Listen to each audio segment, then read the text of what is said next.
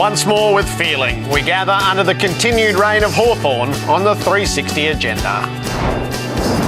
The Hawks fulfil their destiny in a typically powerful and ruthless display. Four-time premiership player Jordan Lewis tells us how. The Bombers unveil their rekindled coach. John Worsfold joins us at the desk to tell us why he answered the call. And our coaches, Nathan Buckley and Paul Roos, offer the last word on what we learned from season 2015. I'm Jared Waitley, he's Mark Robinson. This Monday night, it's footy from all angles. My last cough of the year. Have you got 1 hour left in your Robbo? Last cough of the year. Yeah, I've got an hour with me. It's been pretty solid, work-wise and a bit of socialising, but, well, we saw history, didn't we? We did. We saw history. It wasn't the game we hoped for, but as an occasion, Hawthorn did their bit. Oh, and certainly individual players did, and we'll talk about them for a long, long time, starting with Cyril and Hodge and Mitchell and some... It was just clinicals, professionals in the rooms afterwards, Jared, and it was really composed. And I'll talk to Jordan Lewis about that when he comes on. But it was like a mission accomplished. We set out to do it. Do you know that they did not even talk about the three-peat? Did you find that interesting? Yep. I led with that because I thought, really, Clarkson had all week to decide when he was going to pull the trigger and talk about the consequences of victory, and he didn't pull the trigger. He didn't need it. Didn't need it. He didn't Imagine that. That's Imagine having a team so good that he didn't need to use the trump card. Yeah, it did. Anyway, what do you want me to ask you? Who's your Monday hero? You go first. You show us the way. Who's your Monday hero from the grand final? I got in late with my heroes, so I thought all of them have been taken, so I went left field. My Monday hero is Brian Lake. Right. And I'll tell you why. He might not play another game of AFL footy. Yep. And if that's his last game of footy, it's a hell of a game. He took 12 marks, I think 5 or 6 of them were contested. He helped out James Frawley. He was really, really good. Now, he's a bit of a, space cadet, Brian. And we know that. We've watched all his entire career, you know. And even on the weekend, when he got the smother right up the end, and I'm looking at him going, is he going to do it? Is he going to do it? Is he going to do it? And he was foxing, look. And he waved the finger at Josh Hill. It was just a cream on the top sort of moment. And then he drove the kids around on the Gatorade van. And at the end, when Hodges... It seemed like his biggest task for the day was to try to gather them all together to get them off the ground. And we always said Brian Lake plays his own game. Sure enough, he was over with the kids in the goal square at the city end playing his own game while the rest of them are heading down to sing the song. If he does go, Brian, it's been a really interesting career, and he stood up and he can walk away from the game knowing that on the biggest day of the year, Brian Lake has not let his Hawthorn club down. Should they give him another year, or is the natural thing to do to start the process? We've been told, I think we wrote in the Herald Sun, that they want to go 2-2-2. Yep. And it looks like it might be Hale and Lake. But, gee, do you go into a review of the season and say, if we're going again, do we need this man in September again? It's a big question, isn't it? It is. Who is your hero? Oh, Cyril Rioli was my hero. I knew you would. Imagine having the crowd in the moment that we're going to find out who the Norm Smith medalist is. They're chanting his name, the People's Choice. He saw the game 2 and 3 moves ahead on Saturday, and that's his gift. He's intuitive, he's instinctive, he's electrifying. He just played, you could tell in the earliest minutes, if they weren't going to have somebody near Cyril Rioli, he was going to finish the day with 2 medals. You cannot give this man of all of them. And this will be the signature moment, because that's part of what he does so well.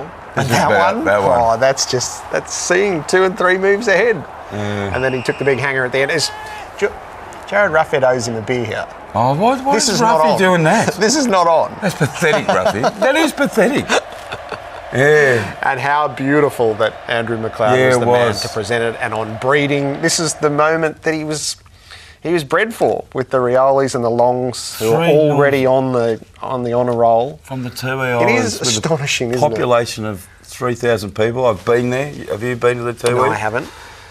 You fly in by light plane. It is a remote island community, and 3 people have come from that island and receive the Norm Smith. It's an incredible story. And at the climax of his best season, and this has been Yep. his best season, and it's nearly his best game.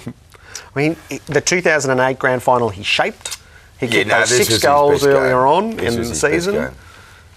Gee, it was I so much wanted to go Luke Hodge. Yep. But I think my man love for him is just... You've it's used been your too... quota.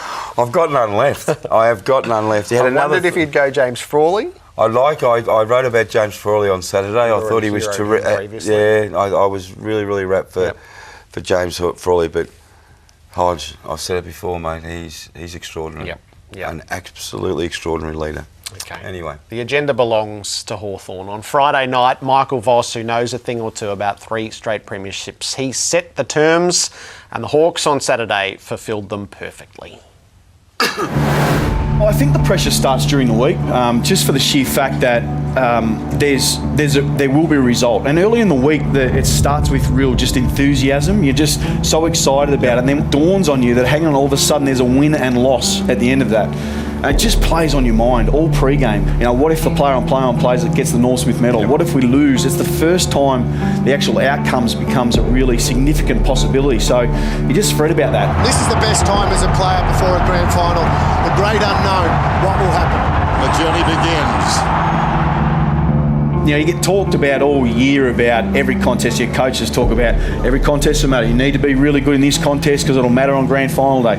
Well, when you get to grand final day, it actually really does. Everyone looks at every contest and dissects it to an inch of its life. And so you want to be that person that stands up in that moment, not the person who lets them down. Shuey breaks the line. Well, he had so many chances, Shuey, to do something good. So you go as hard as you possibly can. You just so restricted with time and space and decision making, and you know, your first thought is often the right thought on grand final day. They just haven't taken their chances, have they? And that's why, you know, only 2 teams get here, because they've proven that, you know, through the course of the season, they've been able to do it the most consistent. They've been able to do it under the most pressure. And now they've got the last day that they've got to survive. Gee, they've lost their way, the Eagles. This is what Hawthorn did to Sydney last year. They're taking their chances, the Hawks. Hawthorn at their magnificent best. And Hawthorn just dominating. Well, it's a crisis point, isn't it? They are just dominating all over the ground at the moment, the Hawks. 0-3 all over. Even the pathway has been ridiculously similar. One of the great teams of all time. And the strut is back now. Hawthorn have been magnificent. They're absolute pros. You know, my heart says I hope they don't win. So we keep our standing the way it is. Siren sounds. The Hawks in 2013, 2014, 2015 by 46 points have won their 13th flag. There it is. The Hawks have won 3 premierships in a row. Football immortality. 13, 14, and now 15 for these magnificent Hawks. It's immortality for them. Another command performance in a grand final. They're just a wonderfully, ruthlessly efficient football team.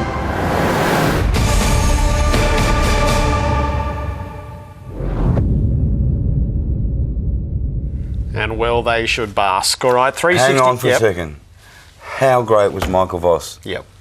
Now, people at home listening to that, Vossi spoke with us on Friday, and we asked him to take us into the grand final. Take us as a player. Bang, and he nailed it. And all those visions just worked with everything he said. It was great. 360 seconds to work through a few issues. Does Saturday complete the legend of this Hawk era? No, not yet. Not yet. While it's still open, it's open to be expanded, this legend. You know, they're a chance. Who are they losing? A couple of players.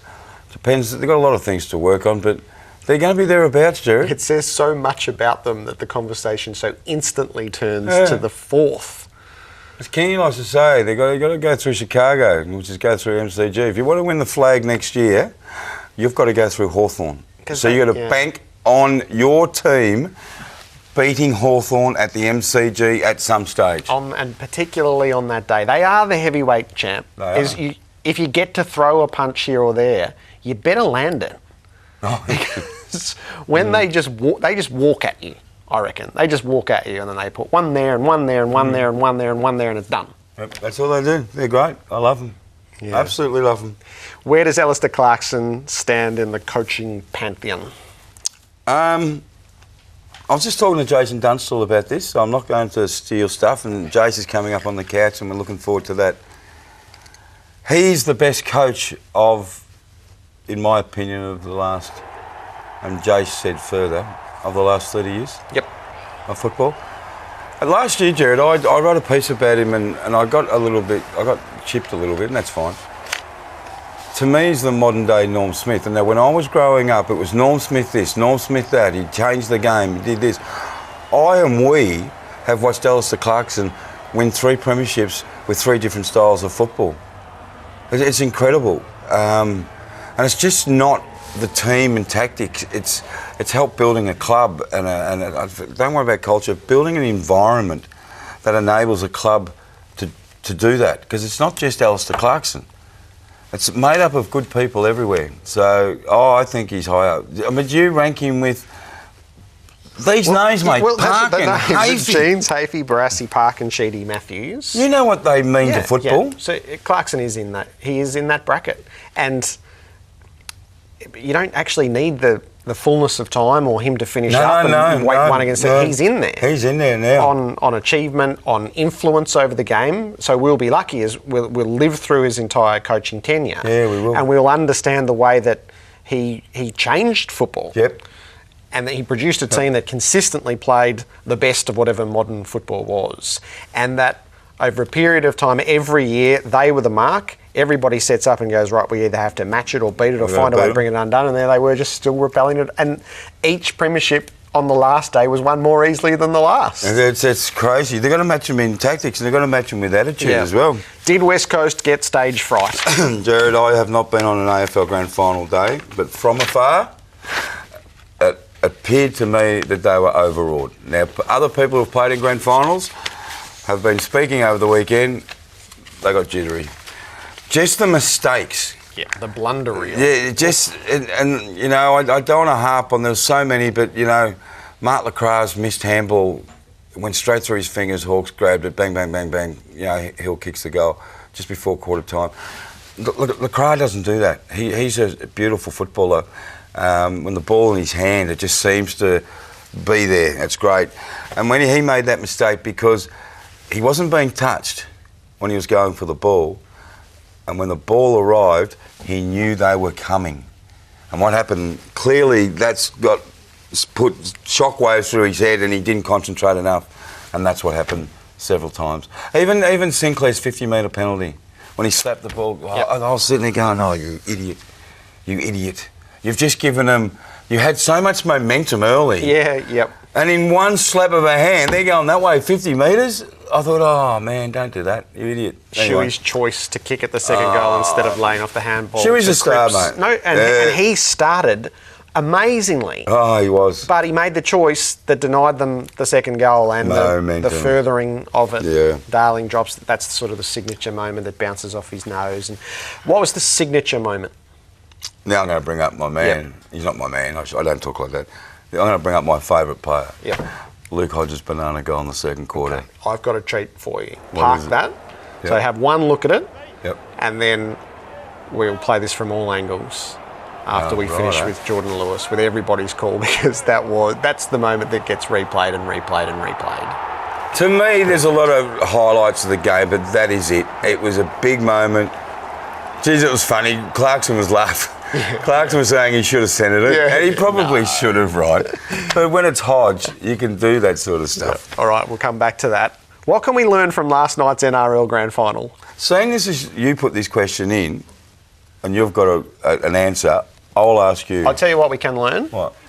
Is we should, if there's ever a draw again, we should play it to its conclusion. This was the most pulsating 10 minutes of sport I can remember. Yeah, I agree. It's the equal to anything I've ever seen. I agree. And if the night had finished with Thurston hitting the upright and the ball staying out and everyone says come back next week, no fear. No way. No fear. What happened next sets the whole thing up. That's The AFL, why it's instantly hailed the greatest grand final of all time.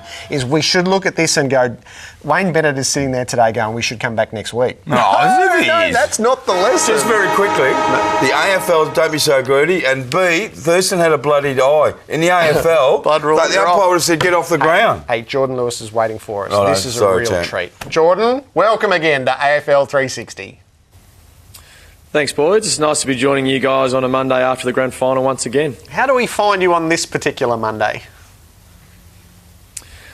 I'm in good shape this time around. I had some sleep last night, but I think in the back of your mind, I know now that I've got to wake up to a little child, so maybe you don't go as hard as you used to. You look terrible.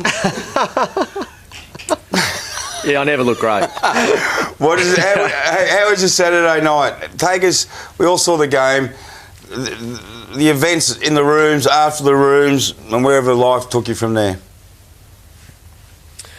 Yeah, I think post-game this year was really tough because obviously it was a really hot game. So guys were sort of suffering from not only the emotional fatigue but physically fatigued as well because it was a hot game and it was played at high intensity. So we had to rehydrate after the game and everything is sort of about the fans directly after the game. It's we go back out onto the ground and greet the fans that have stayed around, and then we go to Crown and have a function with family and friends and also supporters that are there as well. And it's probably not until about midnight where you get to sit back and just have a quiet beer and talk about the day and your memories of what the game produced. And then yesterday we followed it up just with a nice little gathering staff and players at a place in St Kilda, which was nice to sit back and reminisce again.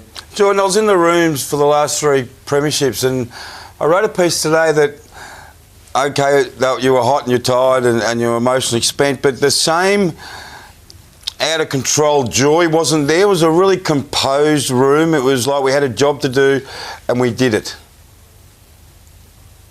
Yeah, and that's what it felt like. I mean, you can't control everyone's emotions, so you don't know how people are going to react after a grand final win. But I think it was mainly fatigue, seriously, because we came off the ground.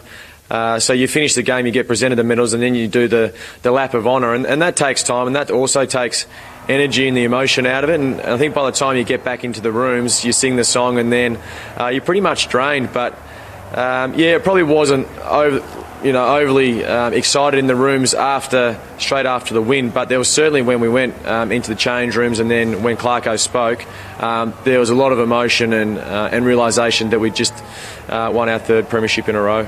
How special was it to have Freddie as part of it? There might never have been a younger child on the MCG. Yeah, I mean, we didn't plan it. Someone came over to me at the end of the match and said that Lucy and Freddie were standing in the race. Do you want to go say hello? I said, yeah, I'll go over and say hello. And then I went over and there and she goes, oh, do you want to take him out? And I didn't sort of know what to say, so I just grabbed him and walked back out, and that was it. And he slept the whole time, did not wake up once. So I think he's going to be a good sleeper, hopefully. The game itself, Jordan, how would you sum up the phases of it? I thought we started really well. It was pretty hot early on, and we came in at half-time, and someone mentioned we had an extra 5 minutes, I think, at half-time, which we really needed. I think the last 10 minutes of the second quarter were probably a little bit fatigued, and they were able to get a little bit of a run on. But we controlled, I think, most of the first half, and then there was probably a period in the third quarter there where you could probably sense they were mounting a comeback, but we managed to really sort of quell that influence and then put scoreboard pressure on from ourselves. And the last quarter was pretty much done and dusted, so we probably didn't play our best football in the last quarter, and they were able to kick the last 5 goals of the game. But that was when we were able to really sit back and enjoy the experience. And I think a lot of the guys said to James Frawley, just sit back and enjoy it, because it's not too often you get in a grand final and you can but stand around and enjoy the last 10 minutes of what was a really good win. And the overall campaign, what was unique about this year as compared to others that you've experienced? Yeah, I mean, it was a different storyline this year. I suppose we went over to West Coast and had a really disappointing loss, and then we had to go back over there and beat Fremantle on their home deck. So it was a different path that we travelled. So that provides a different story to this premiership. than the last two, and that was the beauty about it. We didn't do it the easy way. We didn't have the rest and then play a prelim final and then come into the grand final feeling really fresh. So we played obviously every final of this series, and so it was different in the sense that we didn't get that rest and we had to make 2 travels to Perth. So that was probably a really good sign of the resilience of this group.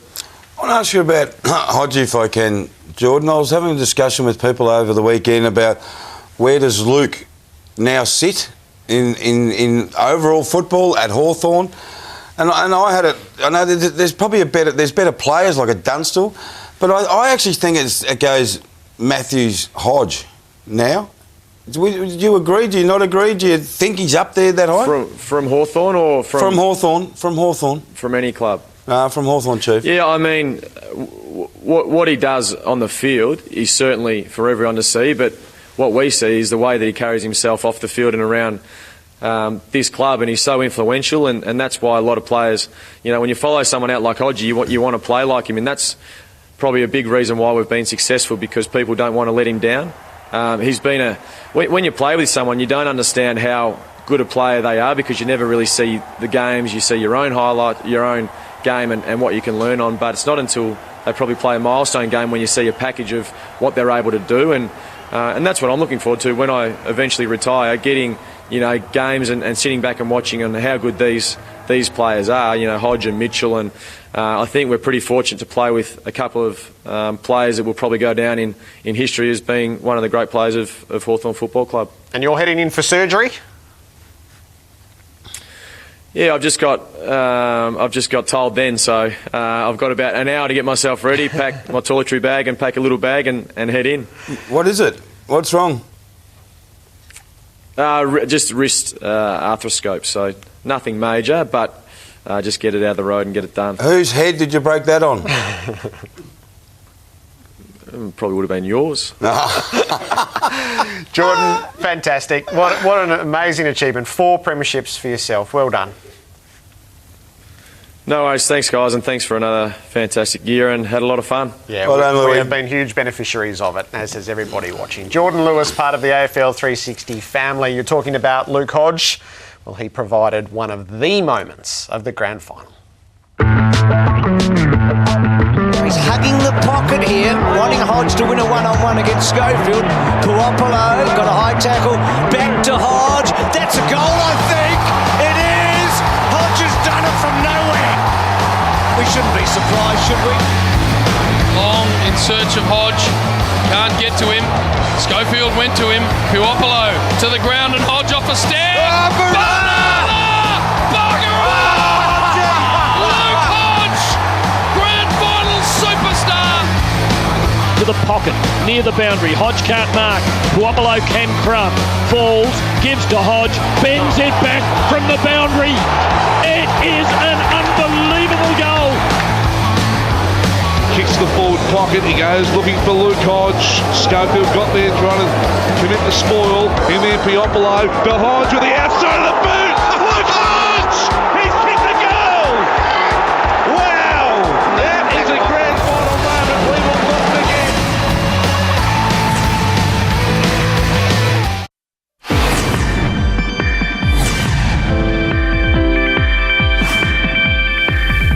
Did you open that right up to get the hair out a little bit? Close it up a bit. If you were still playing, would you like to play on Nathan 5? No. He's down like that, and I've gone.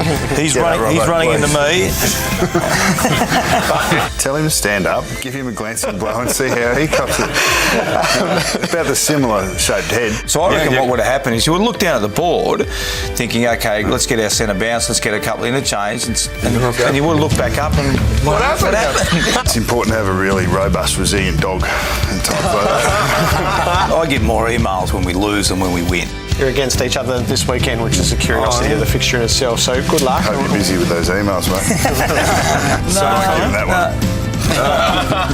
You've occasionally eyeballed the umpires as they go off. What does that achieve? Nothing. And here's your people! There's yours and there's yours!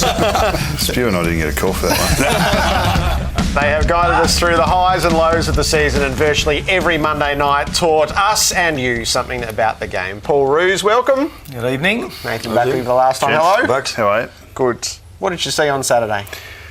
A very impressive, mature, experienced team do what they do best on the stage that they've done it pretty consistently now.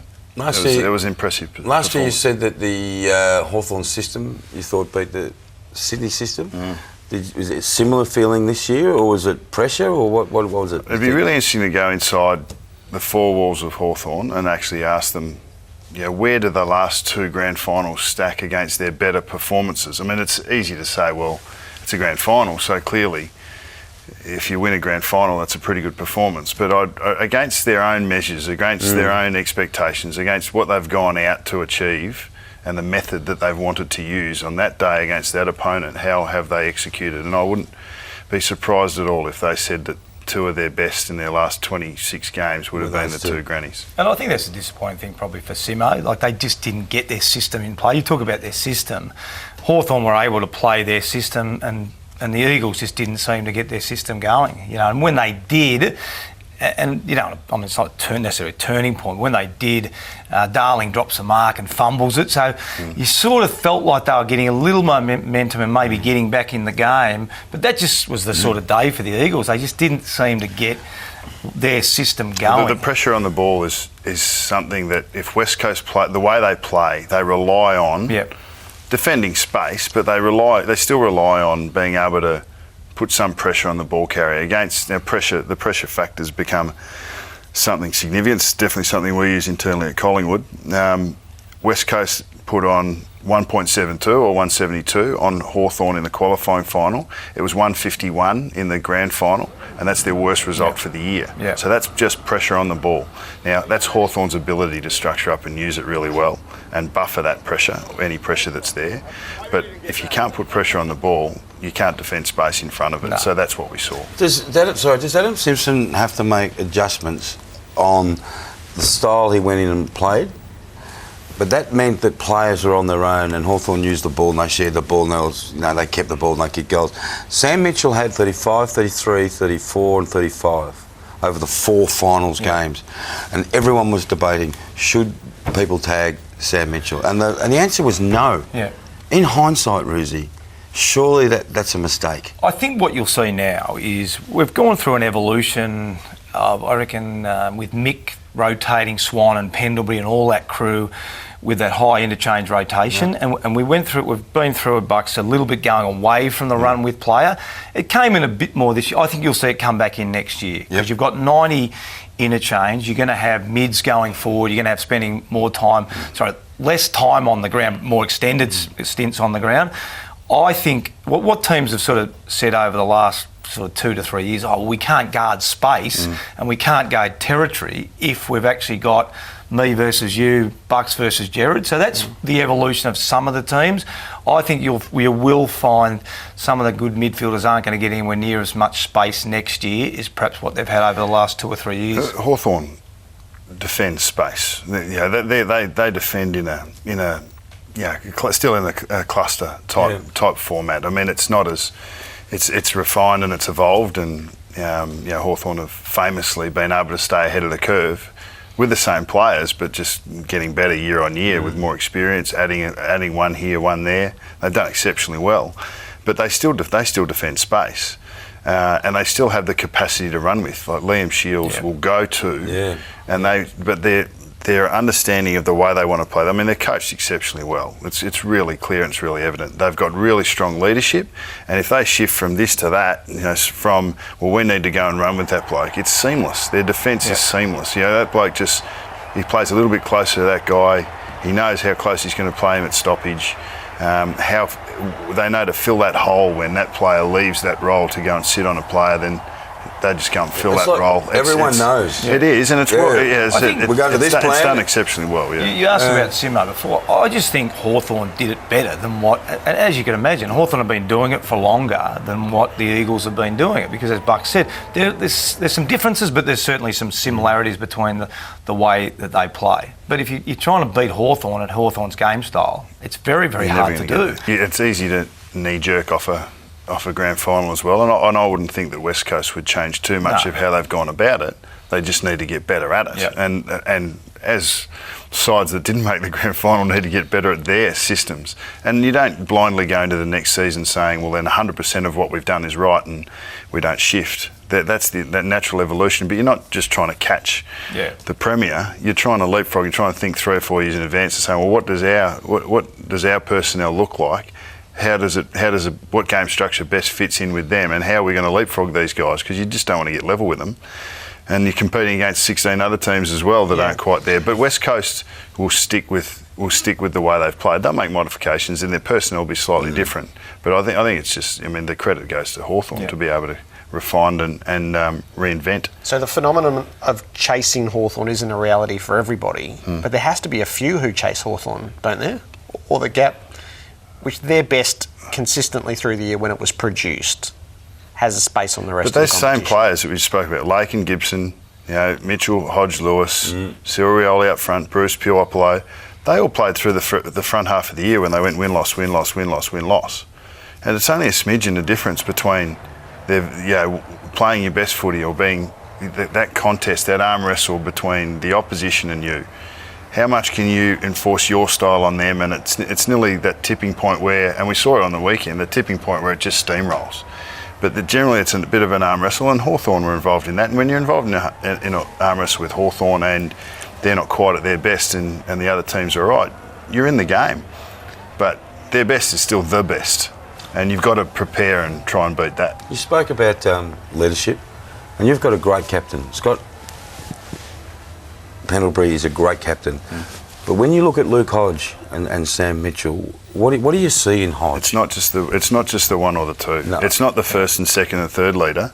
It's the bloke that's 10th, 11th, 12th, or even 15th and 16th in that side. We've said before they've got 12 assistant coaches. Well, Birchall, where does he fit? He's basically the backline general. Stratton, who's been there for, he's played over 100 games, has now played in 3 of them. He keeps saying he bets quiet in one final, then goes stand Jack Darling in the next. What a player to have. They have 18 players defending the ball and 18 players attacking. And that's what you notice. And the other thing I was talking to Ross Lyon after the Freo game, one of the things I really noticed is how selfless Hawthorn are.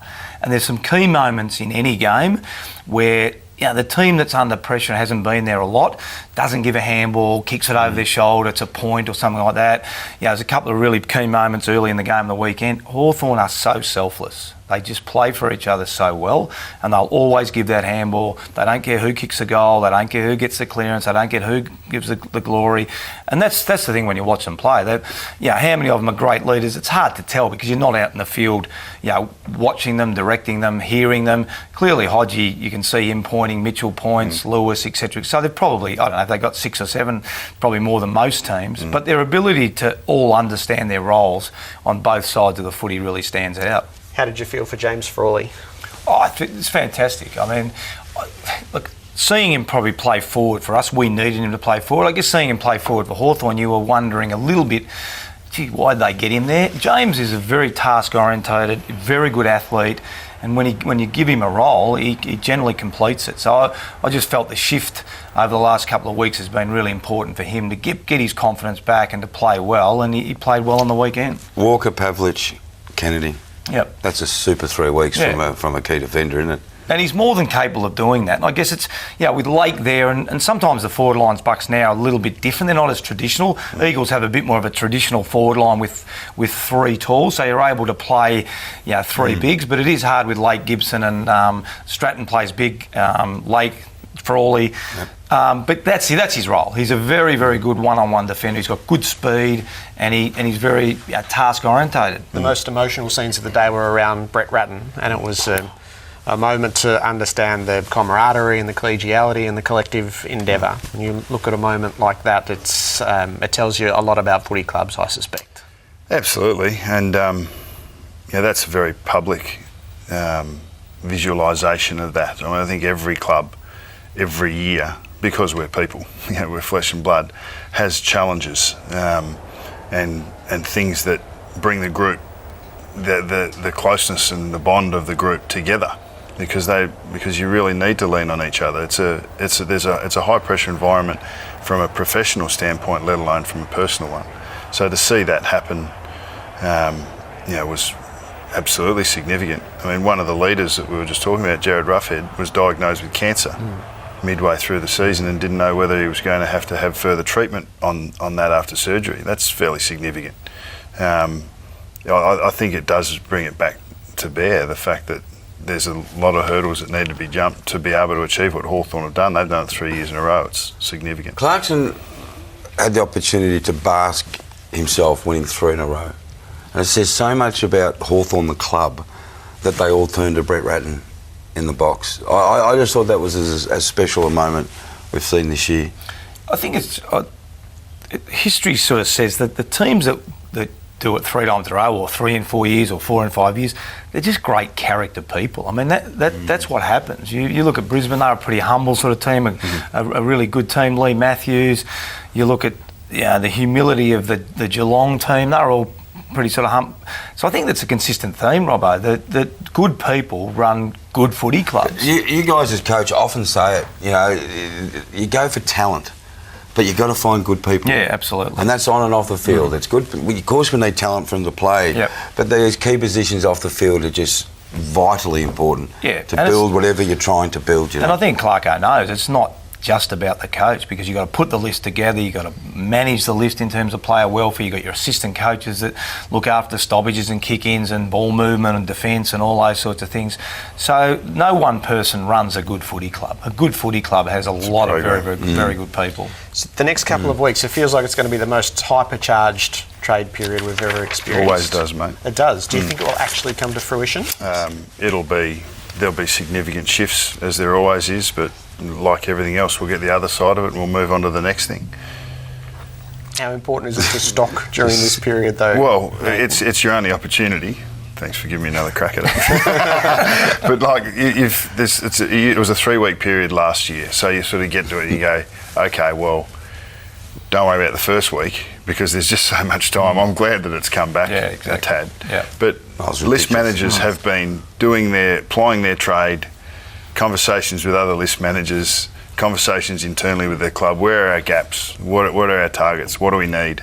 They're locked and loaded. They're all ready to go. They know exactly what it is and they're about to play their GF. Yep. So, those guys go to business and half of it will have already, 90% of the preparation's already happened. You need to be agile, especially with future picks involved in this mix and, getting to draft day. You got future picks there as well on draft night. So the changing face of footy is on us. And the clubs that handle these things best will be best placed going forward as well. Do you go away? Not yet. No, we have BNF on Friday. I know. Do you go away? Overseas in Australia, or what's? Go away for 3 or 4 days. Pendles is getting married, and is he? Good. Yeah. Do you want to know? Did you get an invite? What are you wearing? Beach chic is the. Nice. Yeah, I don't know what that is. What is that? Beach chic. I'm picturing shorts and boat shoes down below and a tux up top. Nice. Hey, have a good off-season. Yeah. Thanks so much for sharing with us every week. It has been fantastic. Been good, thanks. Paul Roos and Nathan Buckley with us every Monday night throughout the season on AFL 360. Along with the serious stuff, there's been a lot of fun had along the way. In conventional television, you would have read everything in this rundown and you would know what's happening. But wouldn't that spoil the fun? I'm officially challenging for the leadership of the 360 desk. I think it's been in disarray for much of the year. Did he come back and say, "God, these chips are like $4.50"? He said, "Hey, I got them down from $7." He came back with a heap of change and said, "The value here is ridiculous."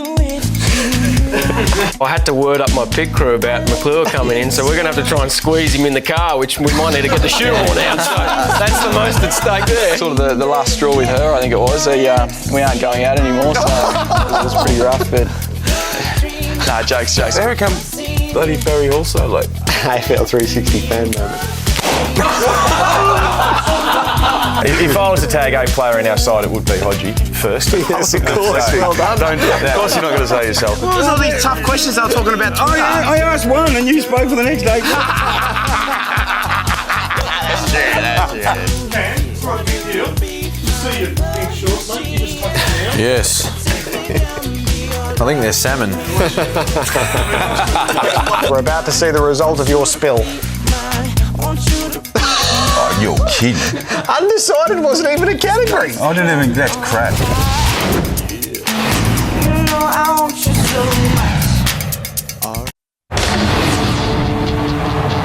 Monday Encore, brought to you by Gatorade. Win from within.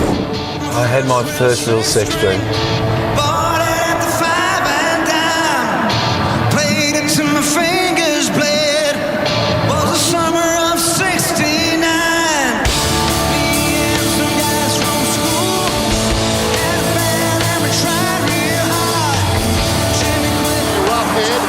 Out of trouble, brilliant, Rioli puts it through.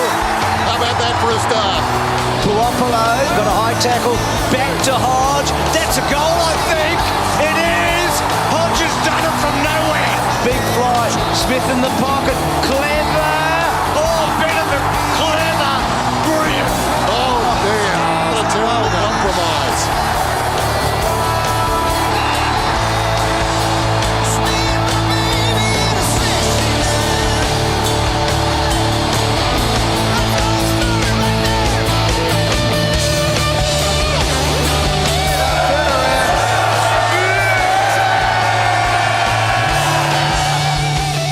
Brian Adams set a few things straight in the grand final entertainment, all of which didn't quite go to cue. The football world doesn't stop, unrelenting, and it did move on this morning with one of the key off-season appointments as the Essendon coach, John Worsfold. John, welcome to AFL 360. Thanks very much. Congratulations. Yeah, thank you. It's very exciting. What does it stir in you, knowing that you are now again a coach? Yeah, a lot of anticipation. Excitement, looking forward to it. I know how big the job is and I know how much it encompasses, but I'm looking forward to that challenge. And I did it 14 years ago, took on a job with a lot less experience and a lot less knowledge than what I have now. So I honestly believe I'm in obviously a way better position in terms of taking on this role now and being able to have an impact. So why do you want to do it again? I've always loved the game. So when I retired from playing, I had a year out of the game. And in that year, I very quickly worked out that I missed being part of a team, being part of a club. So I looked to get back involved as an assistant coach and moved to Melbourne to do that with Carlton. And I knew straight away that's where I needed to be, inside a footy club doing some work. Then fairly quickly ended up in a senior coaching role and really enjoyed that. But it is pretty intense, and to do it from around about my 33rd birthday through to for 12 years, I definitely needed a rest, needed a break. I was trying to manufacture the real enthusiasm that the job needs, and felt that was unfair on the club and especially the players. So I've had a couple of years away, and I've challenged myself not to feel like I'm missing it. And it's been hard because I've kept a small involvement through the Coaches Association and some other AFL stuff. But heading into the Adelaide Football Club environment, as tough as a situation it was, just to see the quality of people in there and get the opportunity to work back in the game and remember that that's where I belong. When do you sit down and say, okay, everyone, I'm not just you don't just coach the team, you help coach the club. When do you sit down with everyone and give them, this is my thinking on football and football clubs? When does that speech take place? Yeah, it's interesting because I had a very brief chat with a lot of the administration staff this morning just to outline my general philosophy around clubs, and my philosophy is that it's not footy teams, it's footy clubs. The team is one department within a footy club, and everyone has to work brilliantly together to be a great club. We'll do our bit in the footy department to help the club achieve its goals. Is the football department largely staying the same? Are you bringing anyone in? We know you're good friends with Guy and Blue's spoken about it. Have you announced anything, or can you announce anything? No, I can announce there's one position available. That's with Nathan Bassett heading back to Adelaide. The club are looking for a coach. In terms of which coach it is, I'm not sure yet, as in what role that will be within the footy club. So that's the first thing I'll need to determine. Do all the coaches stay in their current positions, or do we? Is there a better way to set it up? So it's not automatically everyone thinks mates. Everyone does mates. He'll get a job.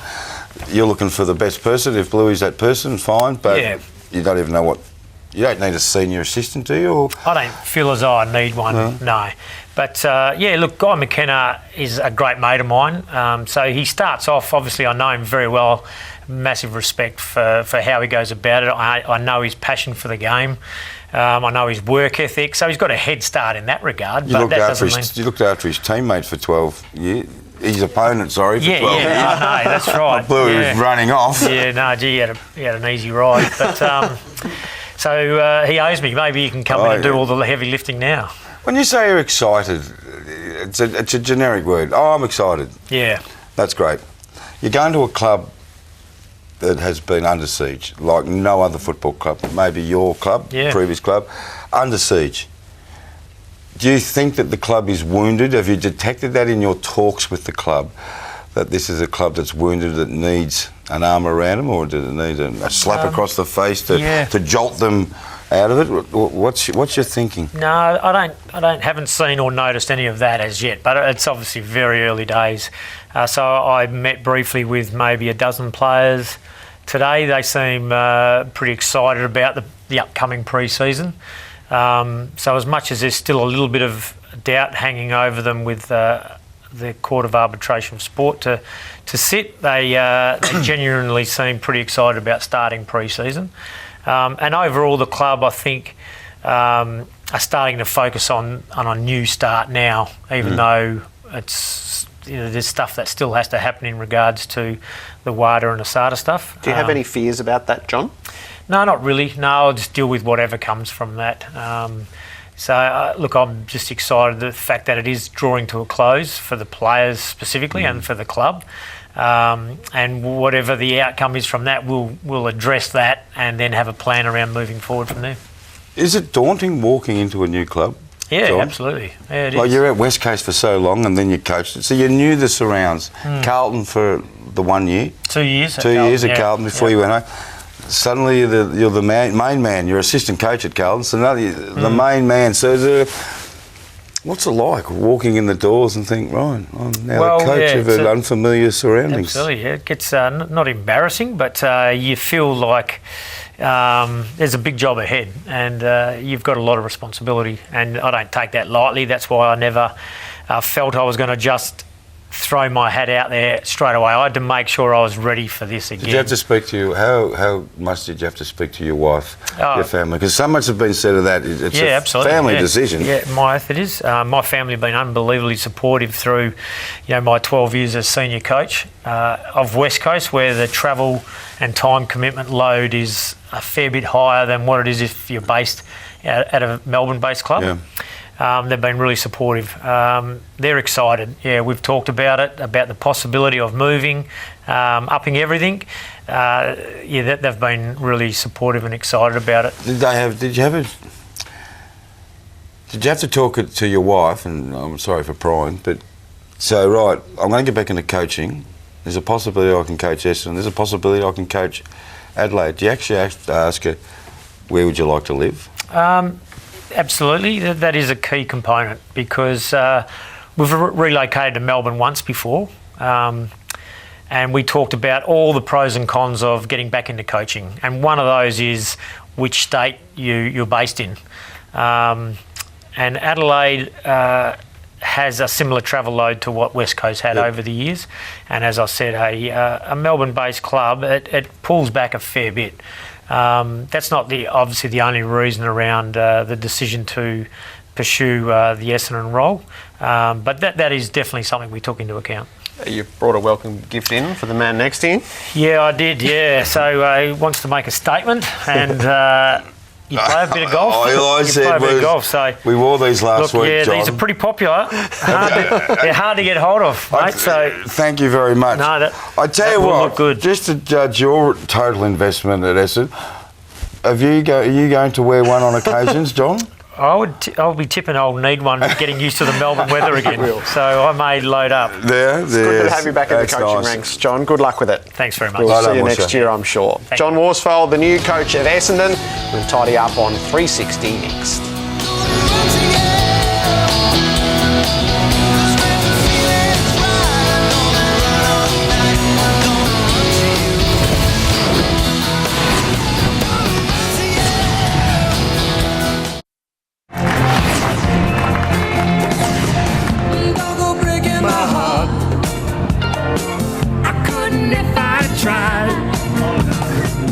Oh, honey, if I get restless.